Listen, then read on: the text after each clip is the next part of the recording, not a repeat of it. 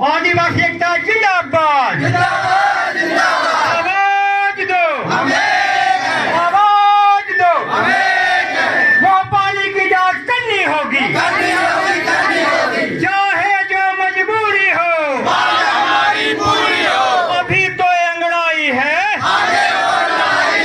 आदिवासी एकता जिंदाबाद, आदिवासी एकता जिंदाबाद, भ्रष्टाचार मुर्दाबाद, भ्रष्टाचारी मुर्दाबाद, जो न माने झंडे। सर कैसा मानना है कि लगातार आदिवासी लोग धरने पर बैठे हुए हैं और आज आपके किसान सभा द्वारा भी यहाँ समर्थन दिया गया, तो क्या बताना चाहेंगे सर आप जनता को? हम तो सिर्फ ये कहना चाहते हैं कि इस देश की जो मूल आबादी है आदिवासी, जिनकी पहचान जल जंगल और जमीन से है, आदिवासी सिर्फ ये मांग कर रहे हैं कि इस ग्राम पंचायत में जनता का जो पैसा टैक्स के तौर पे सरकारी खजाने में जाता है, जो पैसा विभिन्न विकास कार्यों के लिए स्वीकृत हुआ था, उसमें भारी मात्रा में भ्रष्टाचार है। चाहे जल नल योजना का सवाल हो, चाहे मनरेगा में काम करने वाले मजदूरों का सवाल हो, चाहे बाउंड्री वाल बनाने का सवाल हो, चाहे सड़क के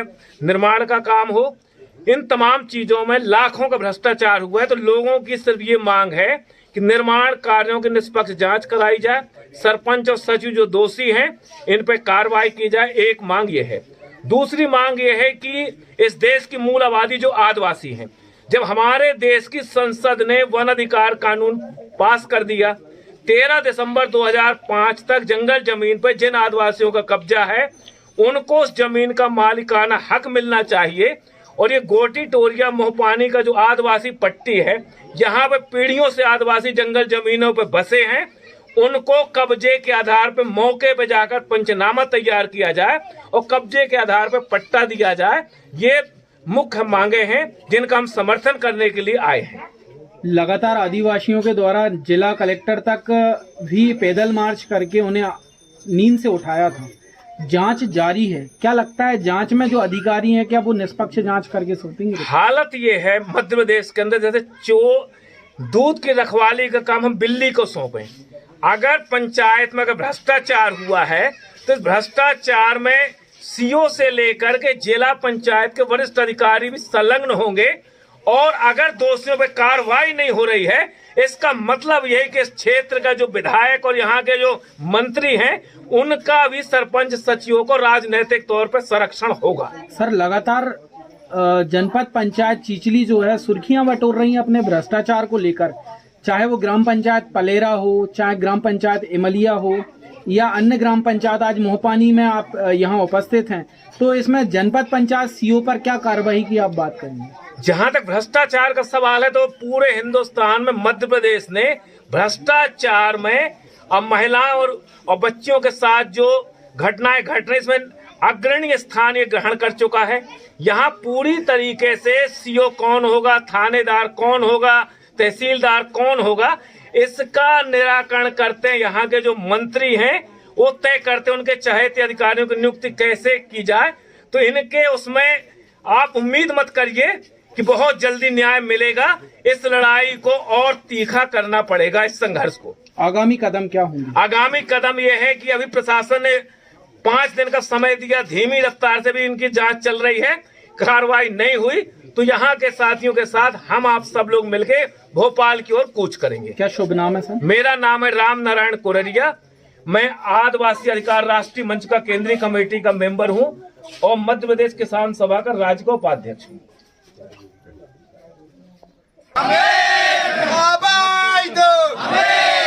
अभी तो ये अंगड़ाई है, अभी तो ये अंगड़ाई है। ये पंचायत के जैसा मुझे यहाँ के लोगों से सुनने आया वो नहीं हो रहे हैं समय से, तो उसी के लिए मैं यहाँ पर आई हूँ। इनकी जो लड़ाई है, क्योंकि हम सभी जानते हैं कि पंचायत जो है किसी भी गांव की और पूरे देश की एक सबसे छोटी इकाई होती है और यहाँ का जो जनजीवन है वो सबसे ज़्यादा ज़रूरतमंद लोग यहाँ होते हैं। यदि सरकार का पैसा 100 रुपये यदि दिल्ली से चलता है तो इनको 10 रुपये, ऐसा राजीव गांधी जी ने कहा था कि यहाँ मिलना चाहिए, मतलब मिलता है। लेकिन मुझे लगता है इस ग्राम पंचायत में शायद उतना भी ना मिले, इसलिए हम लोग इतनी ये संख्या आज देख रहे हैं। तो सरपंच होने के नाते जो मैंने अपनी पंचायत में बदलाव किए, मैं चाहती हूँ कि यहाँ नाम के लिए ही मुझे लगता है सरपंच हैं, उन्हें अपने अधिकार के बारे में कितना पता है ये नहीं पता, लेकिन मैं जो सरपंच होने के नाते मैं ये कह सकती हूँ कि अभी मुझे 2.5 साल हुआ है मेरी पंचायत में आए, और आप 2.5 साल पहले का गांव और आज का गांव आप मेरे यहाँ चल के देख लीजिए कि कैसा विकास होता है। और पूरी भरपूर कोशिश करी कि हमारी पंचायत जिले की भ्रष्टाचार मुक्त पंचायत बने, क्योंकि हम किसी भी प्रकार का भ्रष्टाचार ना हम देते हैं और ना हम स्वयं लेते हैं। क्योंकि इसीलिए इस उदाहरण को पेश करने के लिए मैं अपने गांव की निर्विरोध समरस पंचायत में लेकर आई। अपने जिले की एकमात्र ये पंचायत है जो महिला के द्वारा चुनी हुई, पूरी महिलाएं हमारी निर्विरोध हैं और महिला ही इसका निर्णय लेती हैं और महिला ही इस पंचायत को चलाती है। ऐसा नहीं है कि महिला सरपंच बन जाए और उसका पति और 2-4 जो लोग हैं वो उस पंचायत को ऐसा देखा जा रहा है जनपद पंचायत चिचली में लगातार यही देखा जा रहा है कि महिलाएं सरपंच है पर उनके पति चला रहे, तो उनको आप क्या संदेश देना चाहेंगे? देखिए, मैं यही संदेश उन सबको दूंगी कि ये लोकतंत्र है, हम इस लोकतंत्र में हैं और चूंकि संविधान ने अधिकार ऐसा दिया है कि हर, चाहे वो महिला हो या पुरुष हो, 50% जो है हम दोनों का रेशो या अनुपात है, और उस 50% में सरकार की मंशा ये है कि महिलाओं को हम प्रतिनिधित्व दें ताकि उनकी भी भागीदारी इस लोकतंत्र में सुनिश्चित हो। लेकिन दुर्भाग्य हमारे देश का ये है कि हम सिर्फ उसको एक कठपुतली की तरह खड़ा करते हैं महिला को, और उसके नाम से पूरी लूट करते हैं। ये मेरी पंचायत में भी मेरे से पहले था, एक महिला थी, वो भी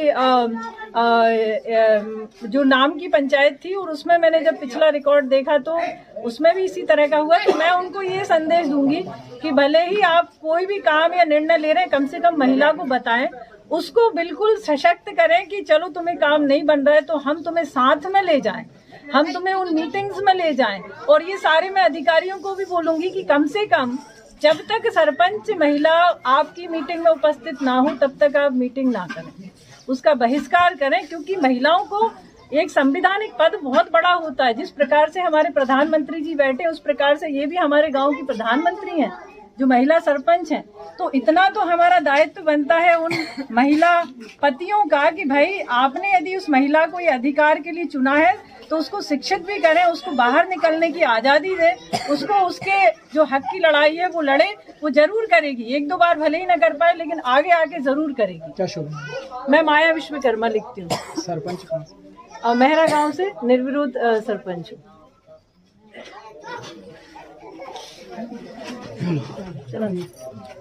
आवाज दो, आवाज दो, अभी तो ये लड़ाई है, आगे और लड़ाई है, अभी तो ये लड़ाई है, आगे और लड़ाई है। हम अपना अधिकार मांगते, नहीं किसी से भीख मांगते, हम अपना अधिकार मांगते, नहीं किसी से भीख मांगते। लड़ेंगे,